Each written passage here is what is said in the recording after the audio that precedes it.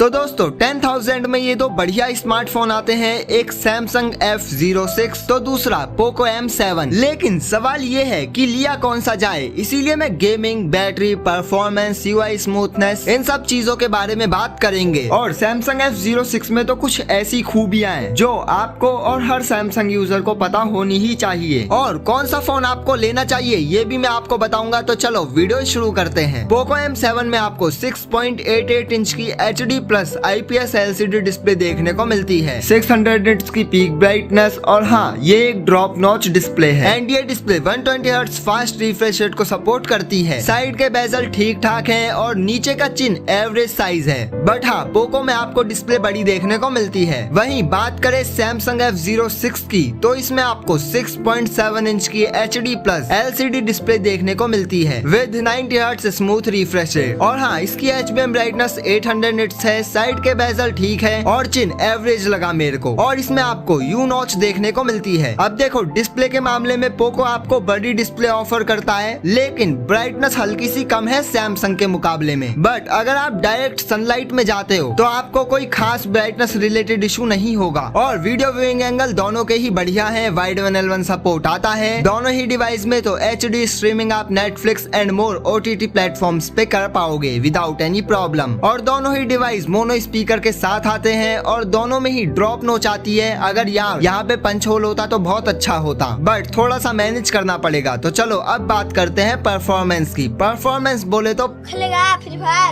But एक second, अगर आप चैनल पे न्यू हो तो यार जल्दी से चैनल को सब्सक्राइब करके बेल आइकन को प्रेस कर दो और हाँ वीडियो को भी लाइक कर देना। पोको M7 में आपको Snapdragon 4 Gen 2 4 nanometer based processor देखने को मिलता है, जिसका अंततः स्कोर 4,40,000 या फिर 4,50,000 तक जाता है। और भाई ये वाला प्रोसेसर नॉर्मली 12 से 13,000 रुपए के फोन में देखने को मिलता है। वैसे छोटे मोटे गेम्स तो ये फोन आराम से चला लेगा, लेकिन अगर आप BGMI जैसी हैवी गेम्स इसमें प्ले करते हो तो मैक्स टू मैक्स आप 40 FPS पे गेम प्ले कर पाओगे, मतलब कैजुअल गेमिंग ही आप इसमें कर पाओगे। वहीं बात करें सैमसंग F06 की तो इसमें आपको MediaTek Dimensity 6300 प्रोसेसर देखने को मिलता है और इसका अंततः स्कोर 4,10,000 या फिर कभी कभी 4,15,000 तक जाता है। और देखो जो अंडर 10,000 के मोबाइल होते हैं उनका अगर अंततः स्कोर 4 लाख प्लस जाता है तो वो बेटर माना जाता है। बात करें गेमिंग परफॉर्मेंस की तो इसमें भी आप 40 FPS पे BGMI प्ले कर पाओगे और कभी कभी ये मोबाइल BGMI को 40 से 30 FPS पे शिफ्ट कर देता है। तो देखो इसमें आप डिसेंट से भी डिसेंट गेमिंग कर पाओगे और गेमिंग ना ही करो तो अच्छा है। सैमसंग एंड पोको दोनों में ही आपको LPDDR4X RAM and UFS 2.2 storage देखने को मिलती है। चलो अब बात करते हैं कनेक्टिविटी की। सैमसंग में आपको 12 5G के band, dual 4G, Wi-Fi 5 and Bluetooth 5.3 आता है। और पोको में आपको 7 5G के band, dual 4G, Wi-Fi 5 and Bluetooth 5.2 देखने को मिलता है। सैमसंग में आपको थोड़े ज्यादा 5G बैंड देखने को मिलते हैं और ब्लूटूथ 5.3 आता है। कनेक्टिविटी के मामले में दोनों ही फोन बढ़िया हैं अपने अपने प्राइस के हिसाब से। और मैं आपको बता दूं 5G बैंड कम या ज्यादा होने से कोई बहुत बड़ा फर्क नहीं आता है। और आप ये बात याद रखना कि सैमसंग के बॉक्स में चार्जर इंक्लूडेड नहीं है, वो आपको अलग से खरीदना पड़ेगा। अब बात करते हैं आपको कौन सा फोन लेना चाहिए। तो देखो गेमिंग के लिए तो दोनों ही फोन नहीं है। पोको में आप 40 FPS पे कैजुअल गेमिंग कर पाओगे और सैमसंग में भी आप बस कैजुअल गेमिंग ही कर पाओगे और छोटी मोटी गेम लाइक सबवे सफर ये सब तो बड़े आराम से चली जाएंगी। इन हैंड फील दोनों ही बढ़िया देते हैं, बट पोको वाला बड़ा फोन लगता है हाथ में। अगर आपके हाथ छोटे हैं तो आपको थोड़ी बहुत प्रॉब्लम हो सकती है पोको वाले को होल्ड करने में। इसके बैक में डुअल डिजाइन देखने को मिलते हैं, नीचे की तरफ मैट फिनिश और ऊपर की तरफ ग्लॉसी फिनिश देखने को मिलती है। वहीं सैमसंग में आपको रिपल ग्लास डिजाइन देखने को मिलता है और दोनों पे ही फिंगरप्रिंट आ जाते हैं, बट सैमसंग वाले पे ज्यादा फिंगरप्रिंट देखने को मिलते हैं, इसीलिए आपको बैक कवर लगाना पड़ेगा। बट सैमसंग वाला मुझको ज्यादा प्रीमियम लगता है बैक से देखने में। बट डिजाइन सबकी अपनी अपनी पसंद हो सकती है। आपको कौन सा डिजाइन अच्छा लग रहा है मुझको कमेंट में जरूर बताना। सैमसंग 189 ग्राम का है और पोको M7 204 ग्राम का है। पोको M7 में 5106 mAh की बैटरी देखने को मिलती है और बॉक्स में ही 33 वॉट का चार्जर भी आता है। बट ये मोबाइल ओनली 18 वॉट की क्विक चार्जिंग को ही सपोर्ट करता है। वहीं सैमसंग में 5000 mAh की बैटरी एंड 25 वॉट का वायर्ड चार्जिंग सपोर्ट देखने को मिलता है। एंड अगेन बॉक्स में चार्जर नहीं आता है, इस बात को ध्यान रखना। ओनली बॉक्स में आपको Type-C to Type-C charging cable देखने को मिलती है एंड सम डॉक्यूमेंटेशन। दोनों ही फोन एक दिन का बैटरी बैकअप आराम से निकाल के दे देंगे हैवी यूज में भी। लेकिन सैमसंग ने बजट बजट फोन में से चार्जर निकाल के दुखती नस पे हाथ रख दिया है।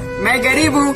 लेकिन एक चीज मेरे को सैमसंग की अच्छी लगी कि इसमें आपको One UI 7 देखने को मिलता है, which is based on Android 15। और यार ये काफी स्मूथ है, जब आप यूज करोगे तो आपको खुद ही पता चल जाएगा। और क्या आपको पता है One UI 7 सैमसंग की फ्लैगशिप सीरीज S सीरीज में आता है और इसमें आपको 4 साल के एंड्रॉइड एंड सिक्योरिटी अपडेट मिलेंगे। और मेरे को सैमसंग की ये 2-3 बहुत अच्छी बात लगी कि इसमें आपको 4 साल के सिक्योरिटी एंड एंड्रॉइड अपडेट देखने को मिलेंगे। 25 वॉट की वायर्ड चार्जिंग को सपोर्ट करता है ये फोन और काफी प्रीमियम भी लगता है बैक से। पोको वाला भी लगता है बट मेरे को सैमसंग ज्यादा अच्छा लगा। वहीं पोको M7 में आपको हाइपर OS देखने को मिलता है, which is based on Android 14 और इसमें आपको 2 साल के मेजर एंड्रॉइड अपडेट और 4 साल तक के सिक्योरिटी अपडेट मिलते रहेंगे। अपडेट एंड UI के मामले में तो सैमसंग जीत जाता है बट पोको भी किसी से कम नहीं है। दोनों ही अपने प्राइस के हिसाब से बढ़िया है और ब्लोटवेयर दोनों में ही देखने को मिलता है, लेकिन इनको आप आसानी से डिलीट कर पाओगे विदाउट एनी प्रॉब्लम। प्राइस के हिसाब से पोको भी अच्छी परफॉर्मेंस निकाल के देता है, लेकिन अगर आपको One UI 7 का आनंद लेना है तो आप सैमसंग की तरफ भी जा सकते हो। लेकिन day to day life task and simple use में आपको कहीं भी लैग और जिलिटर देखने को नहीं मिलेंगे। वहीं अगर आप गेम वेम चलाते तो शायद आपको थोड़े बहुत लैग देखने को मिल जाए। देखो 10,000 के फोन के कैमरा से आपको ज्यादा एक्सपेक्टेशंस मत रखना, फिर भी मैं आपको इसके कैमरा स्पेसिफिकेशंस बता देता हूँ। सैमसंग में आपको 50 megapixel main camera and 2 megapixel का डेप्थ सेंसर देखने को मिलता है और फ्रंट में 8 मेगापिक्सल का सेल्फी कैमरा देखने को मिलता है। ये कुछ फोटोज हैं जो मैंने सैमसंग के बैक कैमरा से क्लिक किए हैं और ये कुछ कैमरा फीचर्स हैं जिनको आप वीडियो पॉज करके पढ़ सकते हो। वहीं पोको में आपको 50 मेगापिक्सल मेन कैमरा और 8 मेगापिक्सल का सेल्फी कैमरा देखने को मिलता है और देखो दोनों ही फोन से आप बस डिसेंट क्वालिटी की फोटोज क्लिक कर पाओगे। और हाँ, पोको में आपको full size SIM card tray देखने को मिलती है जबकि सैमसंग में हाइब्रिड सिम कार्ड ट्रे देखने को मिलती है और दोनों ही फोनों में 3.5 mm जैक आता है तो वायर्ड हेडफोन भी आप यूज कर पाओगे। मेरे हिसाब से तो अगर आपको स्मूथ UI का मजा लेना है तो आपको सैमसंग की तरफ जाना चाहिए, लेकिन वही थोड़ी बहुत आपको गेमिंग भी करनी है, लाइक आप थोड़ा बहुत BGMI खेलते हो तो आपको पोको की तरफ जाना चाहिए, क्योंकि भाई सैमसंग वाले की सांसें अटकेंगी चलाने में गेम को। तो ये था सैमसंग F06 और पोको M7 का कंपैरिजन। तो दोनों ही स्मार्टफोन्स में से आपको कौन सा फोन बेस्ट लगा मुझको कमेंट में जरूर बताना। तो चलो अब फिर मिलेंगे किसी और वीडियो में, तब तक के लिए जय हिंद जय भारत।